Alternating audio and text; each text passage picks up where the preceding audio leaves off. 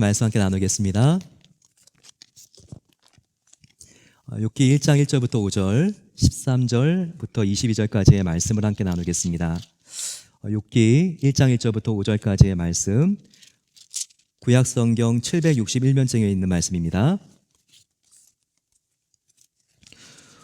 우스 땅에 욥이라 불리는 사람이 있었는데 그 사람은 온전하고 정직하여 하나님을 경외하며 악에서 떠난 자더라. 그에게 아들 7과 딸 3이 태어나니라. 그의 소유물은 양이 7,000마리요 낙타가 3,000마리요 소와 500결이요 암나귀가 500마리며 종도 많이 있었으니 이 사람은 동방 사람 중에 가장 훌륭한 자라. 그의 아들들이 자기 생일에 각각 자기의 집에서 잔치를 베풀고 그의 누이 3명도 청하여 함께 먹고 마시더라. 그들이 차례대로 잔치를 끝내면 욥이 그들을 불러다가 성결하게 하되 아침에 일어나서 그들의 명수대로 번제를 드렸으니 이는 욥이 말하기를 혹시 내 아들들이 죄를 범하여 마음으로 하나님을 욕되게 하였을까 함이라. 욥의 행위가 항상 이러하였더라. 13절로 가겠습니다. 제가 먼저 봤습니다.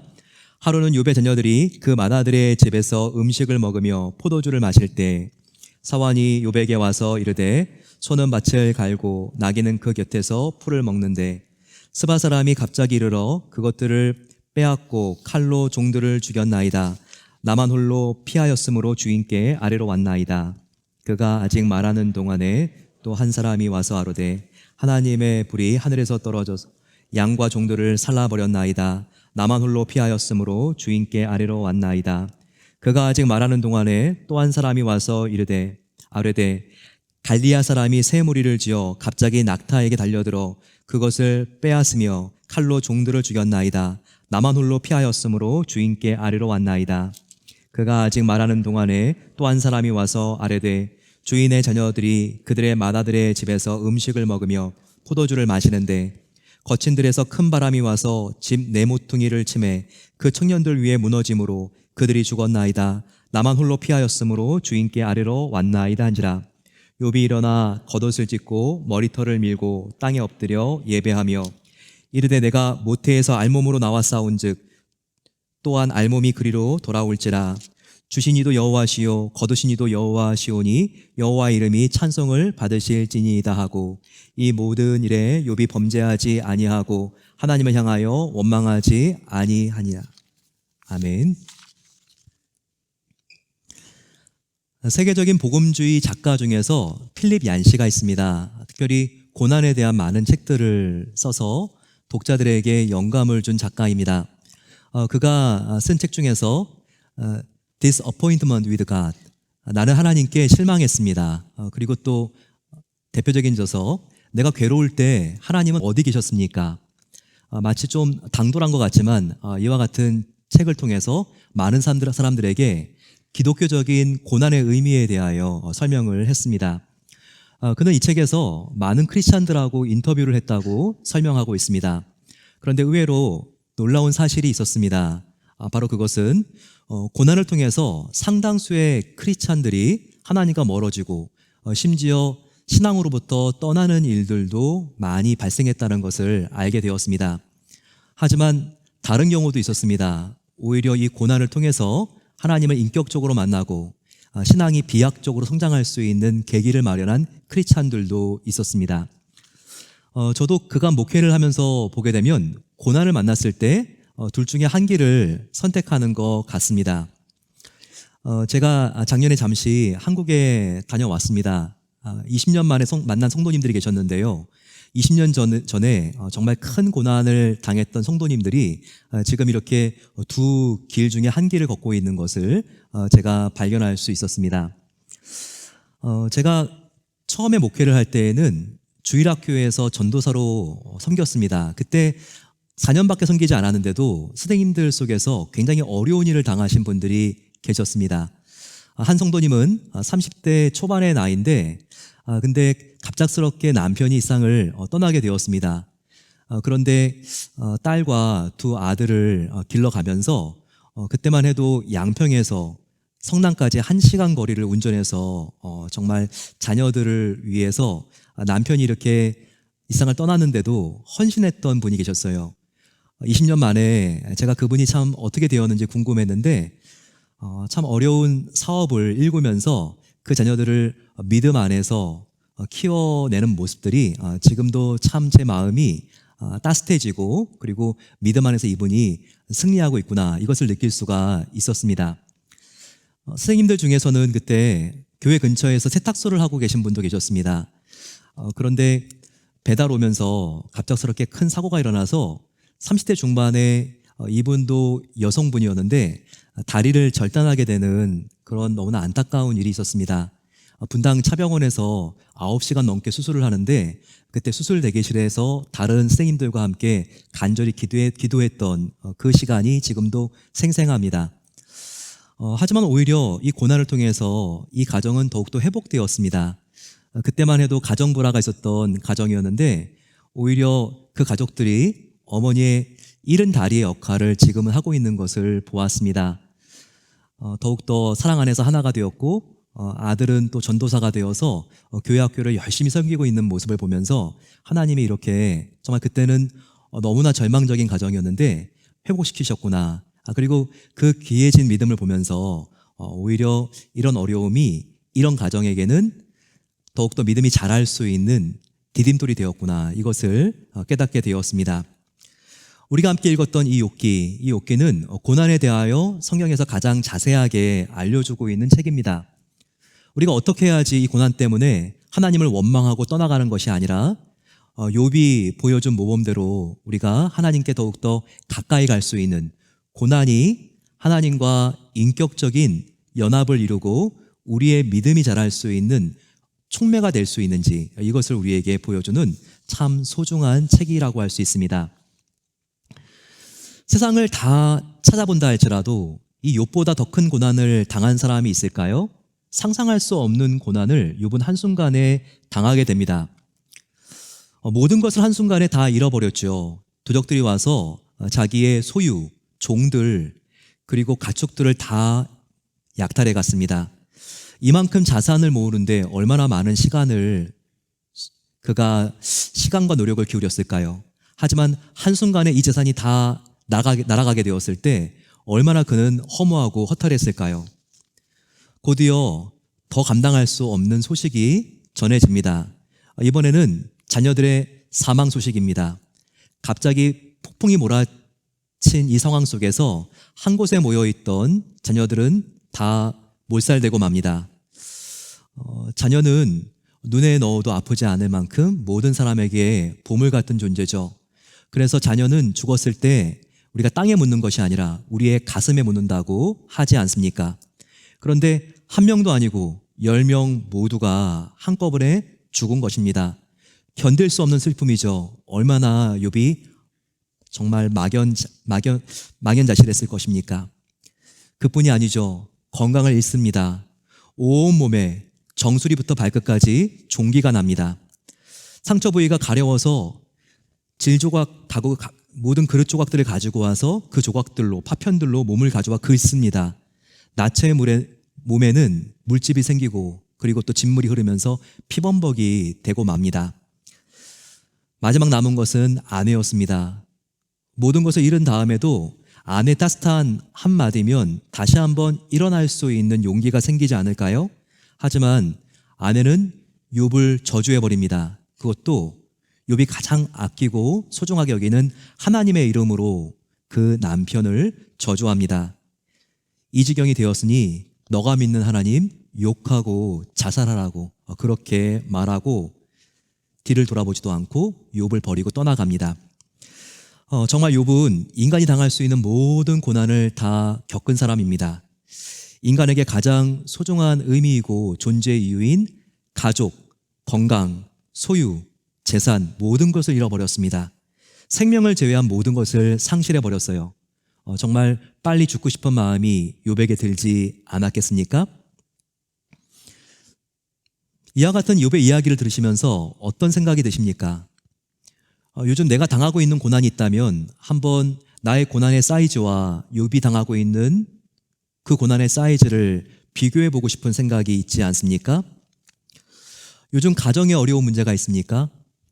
부모님이 아프시고 너무 외롭다고 말씀하셔서 마음이 흔들리지는 않으시나요? 비즈니스가 어느 때보다 불안한 상태입니까? 건강의 위기를 느끼지는 않으십니까? 자녀의 진로가 어느 때보다 너무 불확실하지는 않습니까? 그러면서 우리가 함께 이 욥기 본문을 접할 때는요, 내가 아무리 힘들어도 나의 처지가 욥보다는 낫네, 이런 생각을 하실 수가 있습니다.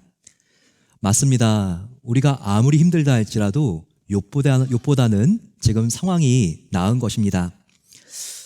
이렇게 내가 당하고 있는 고난도 힘들지만 욥과 같이 나보다 더 큰 고난과 싸우고 있는 분들을 보면, 또한 그분들이 믿음을 붙잡고 정말 이 고난과 정면 승부하고 있는 모습을 보게 되면 우리들에게 위로가 되는 것이 사실입니다.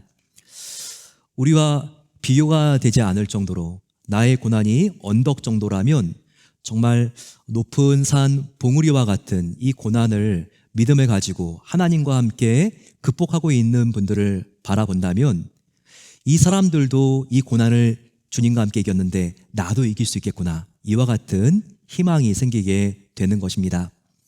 그렇습니다. 욥은 하나님의 손을 붙잡고 이와 같은 정말 그 끝이 보이지 않는 것과 같은 태산과 같은 고난을 이겼습니다. 예수님도 하나님 아버지의 손을 붙잡고 그 어떤 사람도 넘어오지 못한 십자가의 고난을 이기셨습니다. 그렇다면 지금 예수님이 우리와 함께 계시고 또 우리와 함께 동행해 주신다면, 우리 앞에 있는 산과 같이 보이는 고난이 있고 끝나지 않을 것과 같이 멀리 보이는 고난이 있다 할지라도 주님과 함께라면 능히 승리할 수 있는 것입니다. 이것을 꼭 믿게 되시기를 축원합니다. 욥의 사례에서도 볼 수 있듯이 고난이 힘든 것은 예고가 없이 찾아오기 때문이 아닐까요?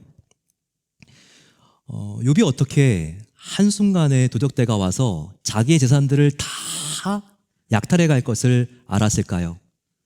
어떻게 욥이 한순간에 폭풍이 몰아쳐서 10명의 자녀들이 함께 모여있던 곳의 집이 무너질 줄 어떻게 그가 예측할 수 있었을까요? 분명히 알았다면 그는 자기의 재산과 자녀들을 피신시켜 놓았을 것입니다. 그렇게 할 수 없었던 것, 바로 이것이 고난의 특징입니다. 정말 인생의 고난은요, 너무나 불확실하고 예측 불허입니다. 그래서 인생이 그렇게 어렵고 힘든 것이 아닐까요? 최근에 우리 주위에서 벌어진 일들만 해도 그렇습니다.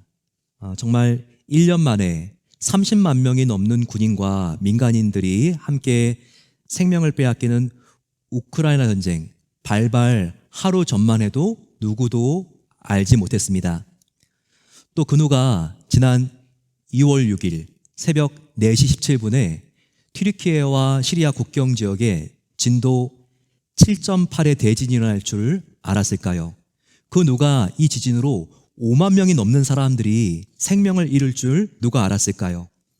지난주만 해도 그렇습니다. 실리콘밸리와 뉴욕에서 주요 은행 두 곳이 파산하는 일이 있었습니다.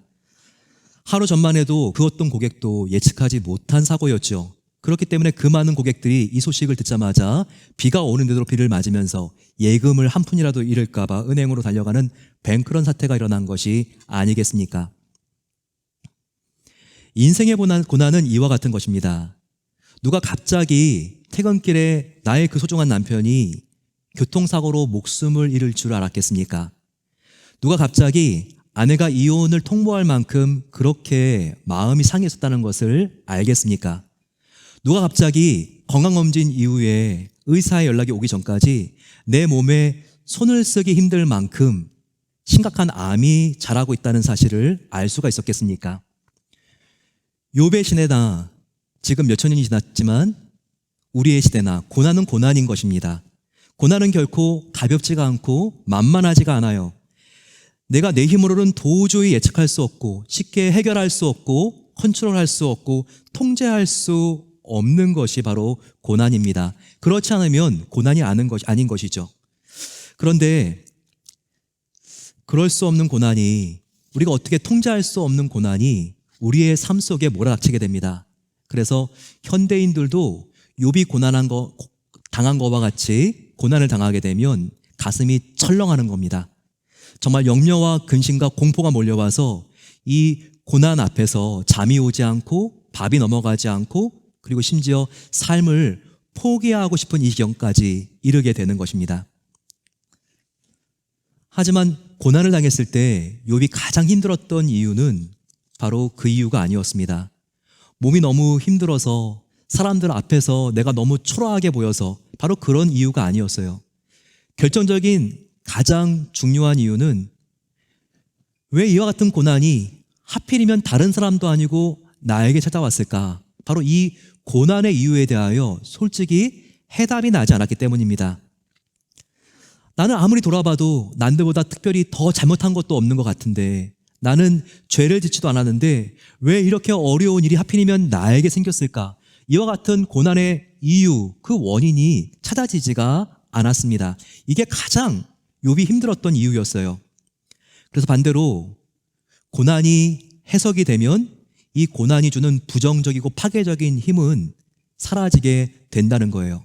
가장 어려운 것이 고난이 도대체 이해가 되지 않고 해석이 되지 않는 바로 이 문제가 신앙인들에게 어려운 것입니다. 우리는 많은 경우에 내 자신이나 다른 사람에게 안 좋은 일이 생기게 되면요, 바로 죄가 원인이 아닐까, 바로 이 죄의 원인을 찾는 경우가 참 많이 있습니다. 이것은 의식 무의식 중에 우리가 인과응보사상에 젖어 있기 때문입니다. 힌두교나 불교의 작동 원리, 다 이 인과응보사상이 아닙니까?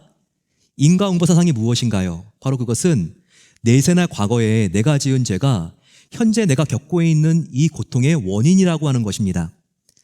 하지만 여러분, 우리가 너무나 쉽게 이 고난의 문제를 죄 때문이다라고 단정 지을 수 있을까요? 그럴 수 없습니다. 바로 그게 아니라는 것을 욥기가 우리에게 운변하고 있는 것입니다. 성경은 분명히 욥과 같이 행실이 완벽하고 하나님 앞에 의로운 사람, 죄 떠난 정말 악하지 않고 선한 사람이 없다고 나와 있습니다. 이 사실이 8절에 분명히 나와 있죠. 8절 한번 보시게 되면, 여호와께서 사탄에게 이르시되 너가 내 종 욥을 주의하여 보았느냐? 그와 같이 온전하여 정직하여 하나님을 경외하며 악에서 떠난 자는 세상에 없느니라 라고 말하고 있습니다. 얼마나 욥이 행실이 바른지 하나님이 사탄 앞에서 자랑을 할 정도였습니다. 온 세상을 한번 다 찾아보거라. 나의 종 욥만큼 행실이 반듯하고 악에서 떠난 선한 사람이 있느냐? 이렇게 하나님께서 욥을 평가하고 있습니다. 그런데 바로 이런 욥에게 그 어떤 사람도 당해보지 못한 이와 같은 고난의 패키지가 함께 당도하게 된 것입니다. 우리는 이 사실을 보게 되면서 우리의 고난이, 그리고 다른 사람이 지금 당하고 있는 고난이 죄의 결과가 아니라는 것을 알 수 있습니다. 우리 주위에 병이나 사고로 지금 어느 때보다 힘들고 어려운 시간을 보내고 있는 분들이 계십니까? 우리는 이런 사람들을 보면서 함부로 어떤 잘못을 저질렀길래 이런 벌을 받는 거지? 우리는 그렇게 생각해서는 안 됩니다. 그분은 하나님 앞에서 우리보다 더 바른 인생을 지금까지 살아온 분일 수도 있습니다. 이것을 성경은 분명히 말해주고 있죠. 의인일수록 이 세상에서 받는 고난이 더 많고 클 수 있다는 것을 말해줍니다. 바로 그런 대목이 시편이죠. 34편 19절 말씀입니다.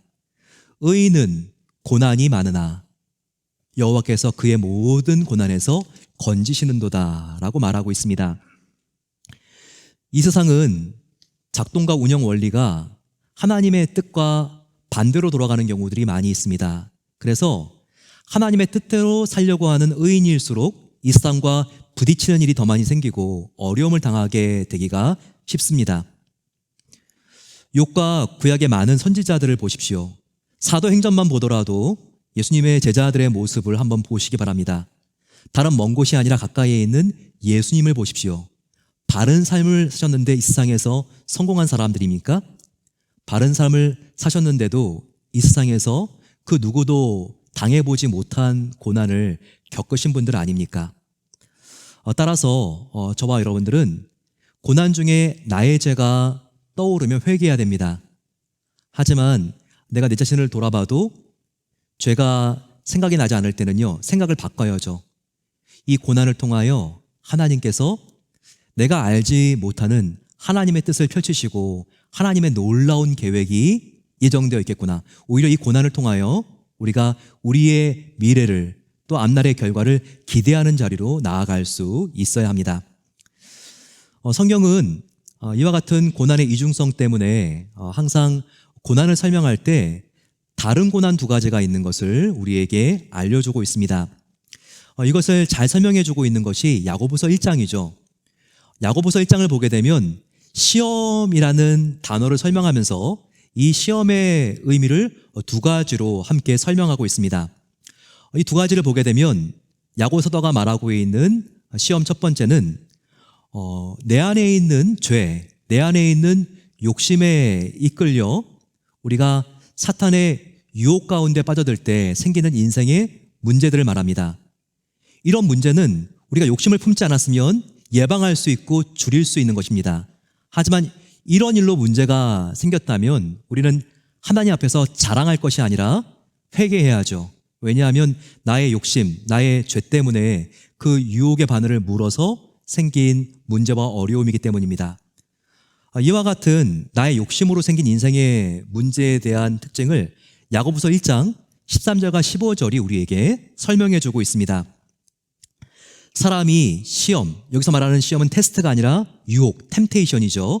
템테이션을 받을 때 내가 하나님께 시험을 받는다고 하지 말지니 하나님은 악에게 시험을 받지도 아니하시고 친히 아무도 시험하지 아니하시느니라. 그 다음이 중요합니다. 잘 보세요.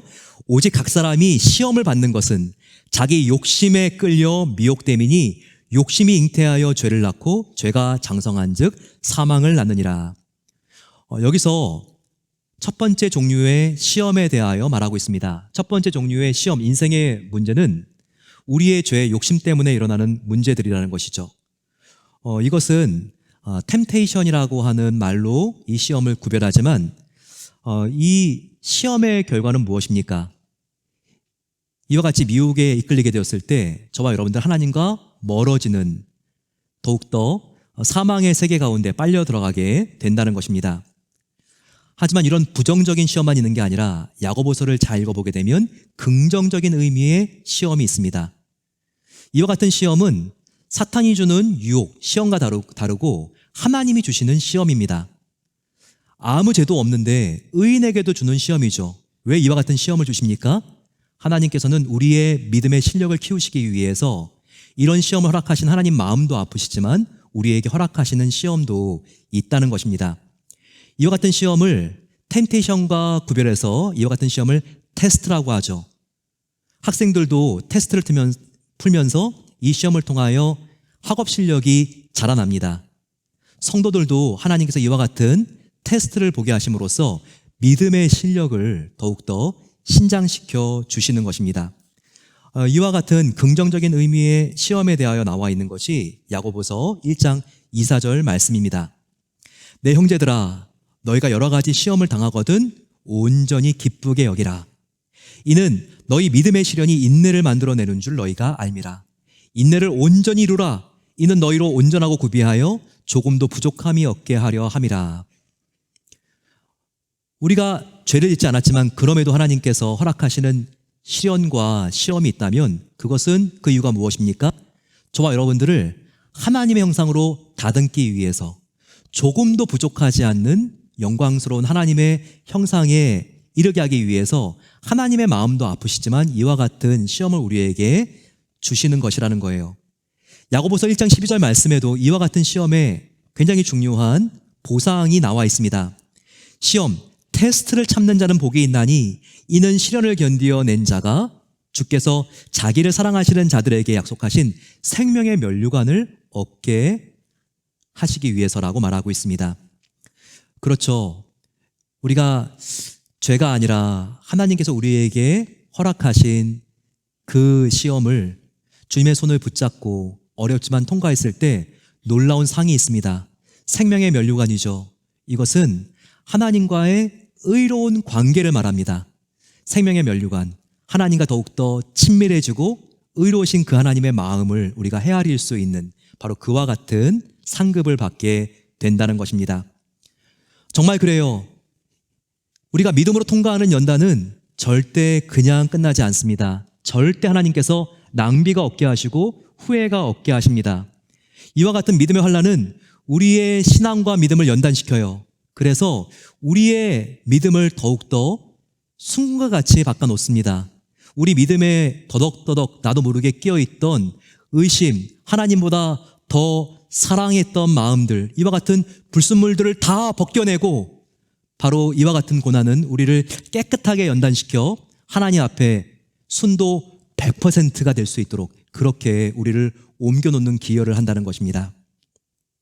그래서 이것을 알았던 사도 바울은 고난 중에 오히려 기대하고 그는 오히려 자랑합니다. 로마서 5장 3, 4절 말씀, 다만 이뿐 아니라 우리가 환난 중에도 즐거워하노니 이는 환난은 인내를, 인내는 연단을, 연단은 소망을 이루는 줄 알미니라 라고 말하고 있습니다. 연단 아세요?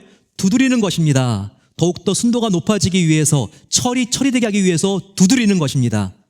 우리의 인생을 두드리시는 하나님의 마음은 아프지만 이 고난을 통하여 저와 여러분들을 두드림으로써 저와 여러분들이 더욱더 하나님만 사랑하는 순도 100%의 신앙을 가질 수 있도록 그렇게 하나님께서는 이 고난을 낭비가 되지 않도록 사용하십니다. 지금 고난 중에 계십니까? 얼마나 아프시고 외로우십니까? 고통은요, 남들이 정말 큰 고통으로 보아주기도 하고 에게 뭐 그런 것 때문에 엄살이냐고 그렇게 말할 만큼 작은 고통일 수도 있지만 우리가 겪는 모든 크고 작은 아픔들은요, 그 누구도 짐작할 수 없는 나만의 아픔입니다. 하지만 그 고난을 우리 예수님께서는 절대 낭비가 되지 않게 한다는 거예요. 이 고난을 통하여 우리가 이 세상을 사랑하고 의지했던 삶을 살았다면 이제는 하나님만 붙드는 바로 그 삶을 살게 하시도록 하나님께서는 우리를 바라보시고 그 영광스러운 하나님의 계획 가운데 우리가 당한 고난을 통하여 저와 여러분들을 초대해 주셨다는 것입니다. 따라서 이 고난이 고난으로 끝나는 것이 아니라 하나님의 놀라운 영광스러운 하나님의 그 형상을 닮아가는 그 길이 된다는 것을 우리가 믿고 하나님의 놀라운 위로가 고난 당하고 계시는 저와 여러분들 우리의 삶에 함께하게 되시기를 축원합니다. 지난주에 NK 미셔널리 키즈들이 왔죠.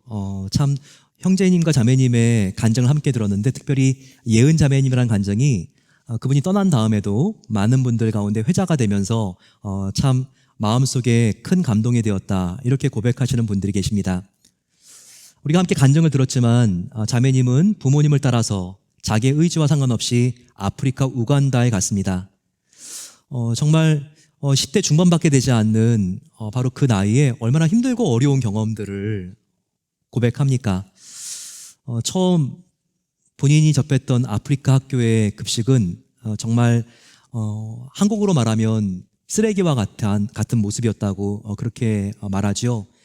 70명의 아이들이 한국 사람은 자기밖에 없으니까 눈을 찢으면서 놀리고 그리고 말이 잘 통하지 않으니까 선생님도 70명이나 되는 학생들 앞에서 예은 자매님의 뺨을 때리기도 하고 가장 힘들고 어려웠던 것은 화장실을 가는 거라는 이야기를 들었을 때 참 저와 여러분들의 마음이 아팠습니다. 문이 없는 화장실 그리고 바로 뒤에는 남학생들의 기숙사가 있어서 누가 쳐다볼까 봐 아침부터 학교를 마칠 때까지 물도 한 모금 먹지 못하고 탈수가 온 적이 있다는 이야기를 함께 들었습니다. 하지만 이와 같은 어려운 과정 속에서 예은 자매님은 하나님을 어린 나이에 만나게 되었습니다. 너무나 서글프고 억울해서 눈물을 흘리며 기도하는데 하나님께서 이렇게 말씀하시면서 예은 자매님의 마음을 만져주셨지요. 예은아, 많이 억울하니? 나는 더 억울했다. 예은아, 많이 아프니? 나는 더 아팠다. 그 순간 예은 자매님은 예수님이 십자가에 당하신 수치와 억울함과 모멸감과 고통이 떠올랐다고 합니다. 하면서 이렇게 기도했다고 하죠. 그렇습니다. 나의 이 억울함과 아픔을 통해서 예수님이 십자가에 당하신 그 고난이 무엇이었는지를 조금 더 생생하게 느껴지게 하여 주시니 감사합니다. 저의 아픔과 외로움은 주님이 나를 위해서 당하신 고통에 비하면 아무것도 아닙니다. 오히려 감사할 수 있게 되었다고 간증하지 않습니까? 특별히 저는요, 이 예은 자매님이 자기의 그 소중한 물건들을 아프리카 학생들이 훔쳐가고 빼앗아 갔을 때 너무나 억울하고 안타까웠다고 하는 장면이 참 마음 아팠습니다. 자기가 정말 아끼던 연필, 지우개, 수첩들, 이것을 다 아프리카 학생들이 빼앗아 갔을 때 마음이 너무나 힘들고 눈물이 나왔는데, 그때 예수님께서 이렇게 말씀하셨다고 합니다. 예은아, 너의 것이 아니라 내가 다 준 것 아니니? 그런데 왜 너가 주인 행세하느냐? 이 질문에 분한 마음, 친구를 향해서 괘씸한 마음들이 다 무너지고 회개하는 마음이 생겼습니다. 주님, 지금까지 저의 모든 것이 하나님의 은혜였고, 그리고 하나님이 모든 것을 공급해 주신 건데 제가 잊고 살았네요. 오히려 이렇게 고백하면서 회개하면서 하나님께 감사하게 되었다고 합니다. 예은 자매님은 오히려 자기의 소중한 것을 잃어버린 상심의 아픔을 통해서 살아계신, 그리고 공급하시는 하나님을 만나게 된 것입니다. 그런데 여러분, 욥도 딱 지금 이런 경험을 하게 된 거예요. 욥도 바로 이 고백을 하게 된 것입니다. 이와 같은 경험을 통해서요. 욥도 모든 것을 잃어버린 이 상실의 아픔 속에서 오히려 지금까지 모든 것을 공급해 주신 분이 하나님이었다는 것을 욥은 발견하게 된 것입니다. 바로 이와 같은 사실에 눈이 뜨게 된 거예요. 그래서 욥은 이렇게 고백하지 않습니까? 1장 22절을 보십시오. 내가 모태에서 알몸으로 나와 싸운즉 또한 알몸으로 그리로 돌아갈지라. 주신 이도 여호와시오 거두신 이도 여호와시오니 여호와 이름이 찬송을 받으실지니이다 하고. 여러분, 정말 욥의 고백이 맞지 않습니까? 욥의 고백처럼 처음 태어났을 때 옷이라도 하나 거치고 나온 사람이 여기에 누가 있습니까? 다 저와 여러분들 맨몸으로 여기 나오지 않았습니까? 저와 여러분들 이 욥의 고백대로 페니 동전 작은 거 하나라도 손에 쥐고 태어난 사람이 있습니까? 다 모두 빈손으로 태어난 거 아닙니까? 저와 여러분들은 모두가 아무것도 없는 사람들이었습니다.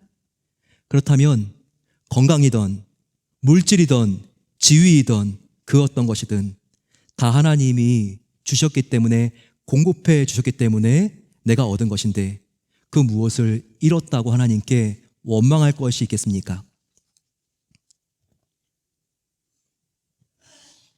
이와 같은 욥의 감사를 제로 감사라고 합니다. 제로 감사.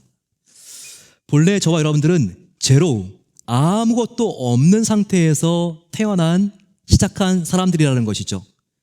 요즘 아무리 어렵고 힘들고 잃은 게 많아 보여도 저와 여러분들이 제로, 이 가장 밑바닥보다는 많지 않습니까?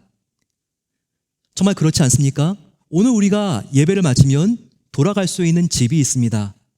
먹을 것이 있습니다. 호흡할 수 있는 맑은 공기와 마실 수 있는 깨끗한 물이 있지 않습니까? 또한 화창한 햇살도 있습니다.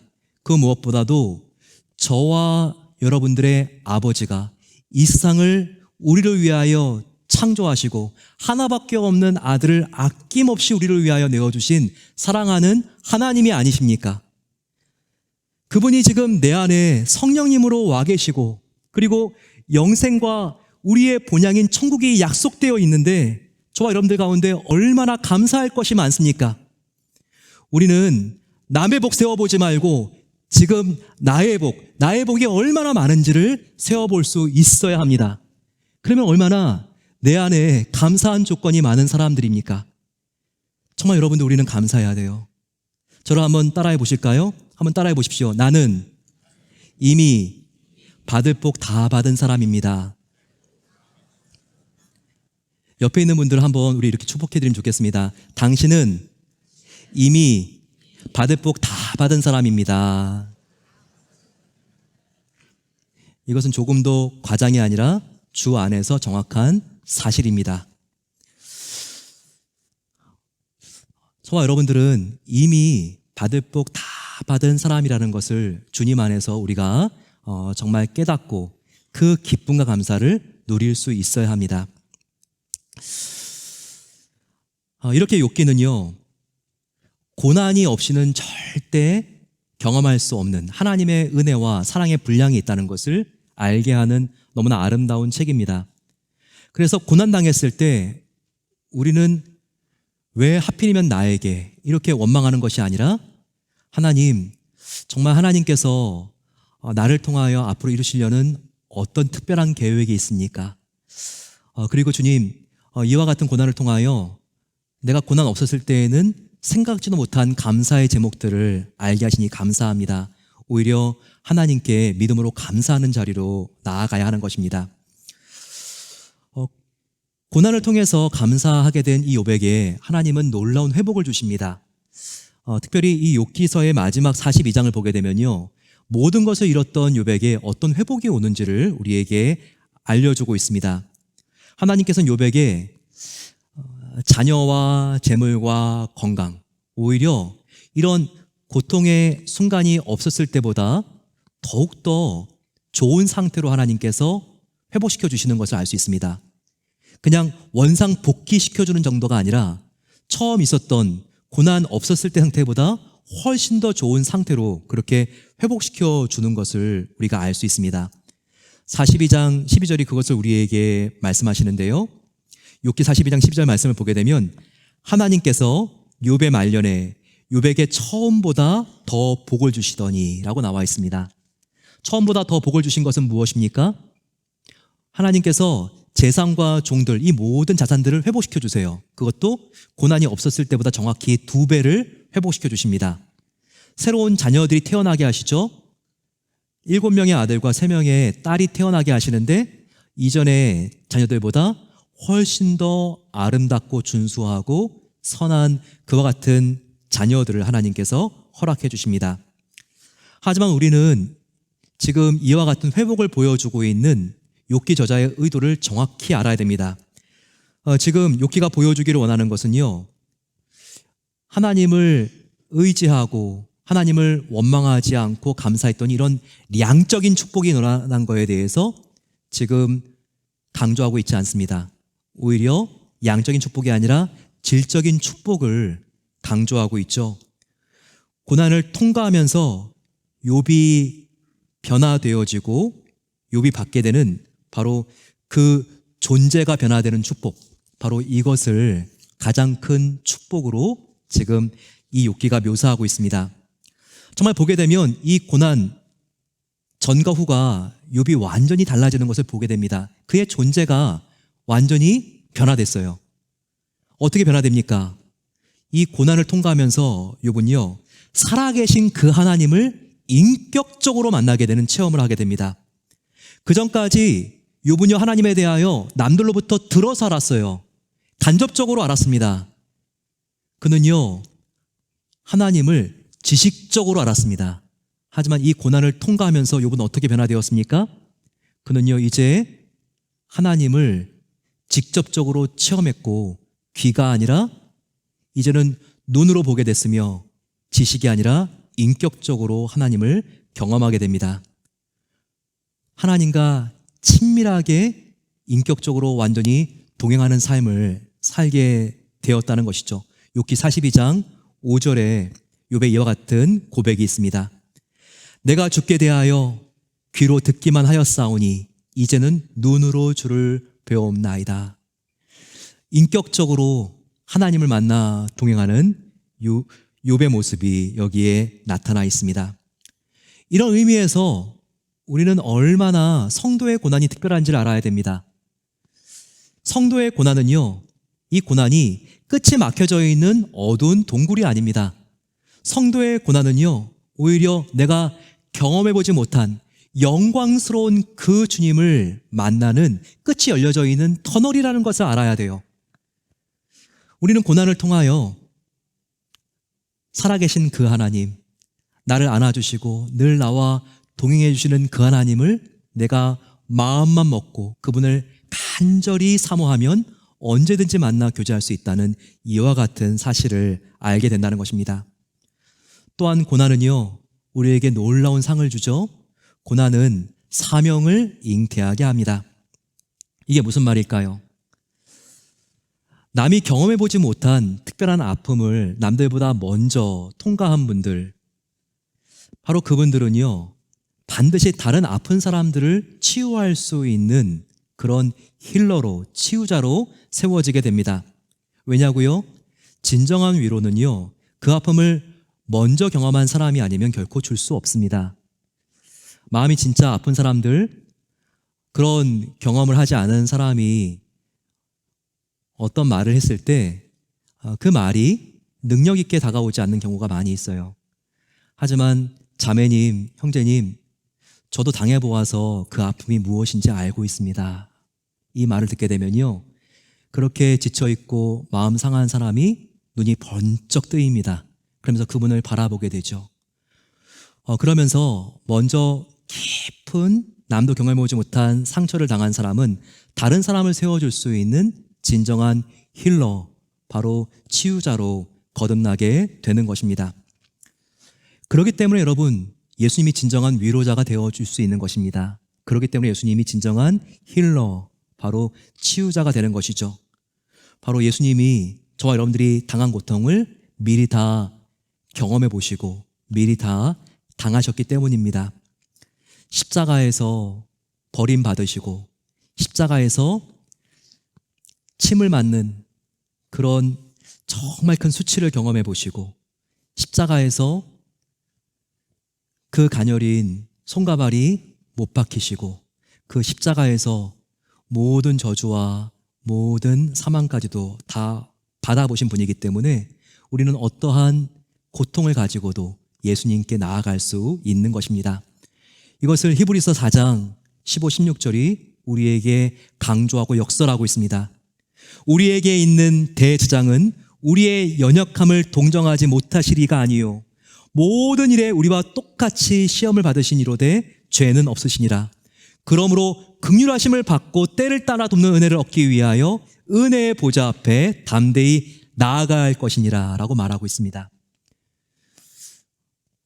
나와 함께 계시는 예수님, 바로 그분은 나의 모든 상처와 아픔을 다 치루시고 경험해 보시고 당해 보신 나의 진정한 친구가 되어 주십니다. 그 주님의 손을 붙잡고 우리가 함께 나간다면 우리 앞에 있는 그 어떤 고난도 능히 승리할 수 있는 것입니다.